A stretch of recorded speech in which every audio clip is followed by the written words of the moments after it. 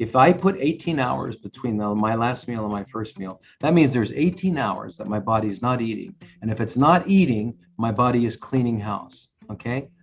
It's like having the best maid in the world, right? It's either processing your food or it's cleaning your house. It's perfect. Perfect. We all want that, right? Well, that's what's happening. We have X amount of energy. Our bodies have X amount of energy. And our digestive tracts have X amount of energy. Let's say I've got this much energy. If I'm using 80% of it to assimilate the food I'm eating, I've only got 20% for cleaning. So I'm not cleaning that well. I'm just doing rudimentary cleaning. I'm just, dusting off the table, putting the cups away, but I'm not really doing a deep cleaning, right? So my house is going to get dirtier and dirtier and dirtier. Okay. So the only time that my body can really clean is when I'm simply not eating and I'm no longer absorbing any nutrients from my gut. So therefore, you need 18 hours as a minimum. Some people say 16 hours. I say 18 hours. Okay. That's a minimum. And that's not hard to do. Most people think, oh my God, I can't do that. But think about it. We already know we have to stop eating 4 to 5 hours before we go to sleep. We're hopefully going to sleep 8 hours. So right there, that's 12, right? So I stop eating at 5 p.m. I go to sleep at 9. I wake up at 5. That's 12 hours. I only have, 6 hours left to go. So that means I can eat again at 11, right? So that's not a big deal. You could do that. You get up in the morning, have a glass of water, do whatever you're going to do, and then you eat again at 11. But you gave your body 18 hours of cleaning, 18 hours of getting rid of garbage, 18 hours of recycling the old organelles that are in your cells, any bacteria that got into your cells. There are what they call intracellular bacteria, like you've all heard of chlamydia, right? We've heard of it as a sexually transmitted disease. One of the things about chlamydia is it's an intracellular bacteria. It gets inside of your cells, right? So anyway, there's other kinds of microorganisms that can get inside. So during the period that you're not eating, that will be cleaned. But if you're eating all the time, you won't have an opportunity to clean that. Now think of digestion. Digestion begins the moment you think about food. When you think about food, especially if it's something you love, and you get your craving, you're going to start you have a physiological memory. You'll actually begin to salivate. And then we all know that's true. Look at Pavlov's dog, right? He heard the bell ring and he started salivating.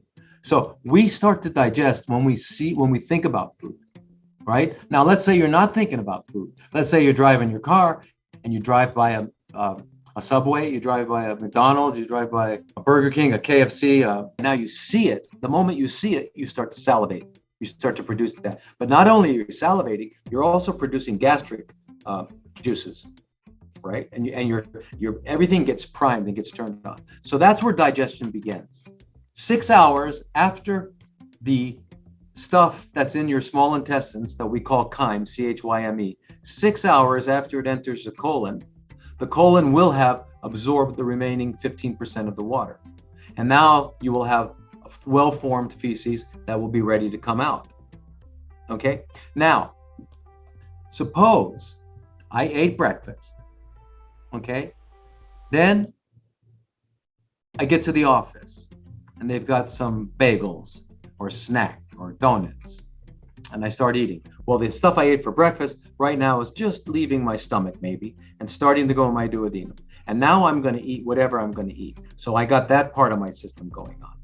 Now noon comes along and I get my lunch break. I'm not going to miss my lunch break. I work really hard for this. It's in my contract. I'm going to make it. You're going to get me to work on my lunch hour. I'm going to do it. So I go to my lunch hour and I'm going to eat no matter what they say. So I go down and I order a pastrami on rye. Okay, so now I'm going to eat the pastrami on rye. I got the donuts by now. They're in they're chyme, CHYME. They're chyme. They're just now entering my duodenum. The other stuff I had for breakfast is now probably in my ileum. So my ileum's going like this. My duodenum's going like this. Now my stomach is doing this and all that, right? So I got, now imagine, then I have a snack, like midday. But let's say I'm really good and I say, okay, I'm not going to eat till dinner. So I wait till I get home. I just now have my breakfast stuff entering my colon.